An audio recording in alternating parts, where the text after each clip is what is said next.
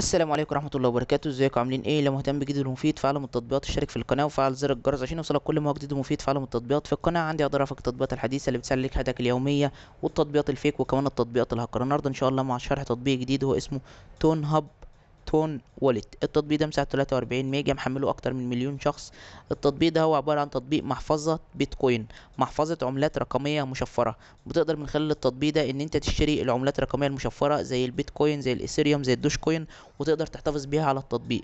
تحتفظ بيها على التطبيق لوقت الحاجة اليها، في وقت ان انت حسيت ان انت محتاج فلوس، فانت بتقدر تسيل الفلوس بتاعتك بسهولة، بحيث ان انت تبيع العملة المشفرة بتاعتك. وطبعا سوق العملات المشفرة ناس كتيرة بتكون عايزاها، عامل زي سوق الذهب كده. بمجرد ما بيكون عندك ذهب، اول ما بتحتاج ان انت تبيعه فانت بتقدر تبيعه على طول وتتصرف فيه.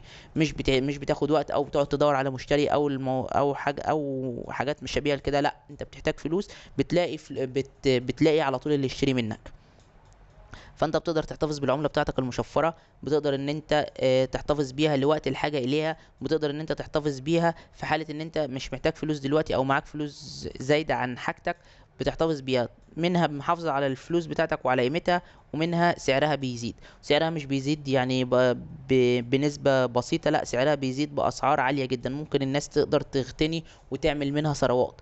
طبعا كل ما الواحد يكون معاه فلوس ويقدر يشتري عملات مشفره ويحتفظ بيها على التطبيق. طبعا مش عمله واحده مشفره اللي يشتريها مثلا، يعني ميبقاش كله في البيتكوين، كله في الايثيريوم، كله في الدوش كوين. لا، تقدر تنوع في العملات بتاعتك، لان في عملات سعرها بيزيد، في عملات سعرها بيقل على حسب. فانت برضو نفس النظام لازم تكون يعني بتفكر بطريقه كويسه ان انت تقدر تشتري من العملة دي وتشتري من العملة دي وتشتري من العملة دي، بحيث لو العملة دي سعرها زاد العملة التانية تكون سعرها آه، برضه لو عملة سعرها قل العملة التانية تكون سعرها زاد، او سعر او على الأقل محافظة على سعرها، وهكذا.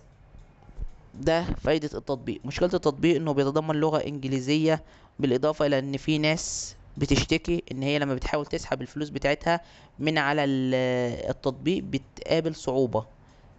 ساعات بيقول لهم التطبيق مفيش عملات، او ما لكمش رصيد، او مش معاكم حساب اصلا عشان تسحبوا. بالاضافة التواصل مع خدمة العملاء بيكون مرهق وصعب شوية.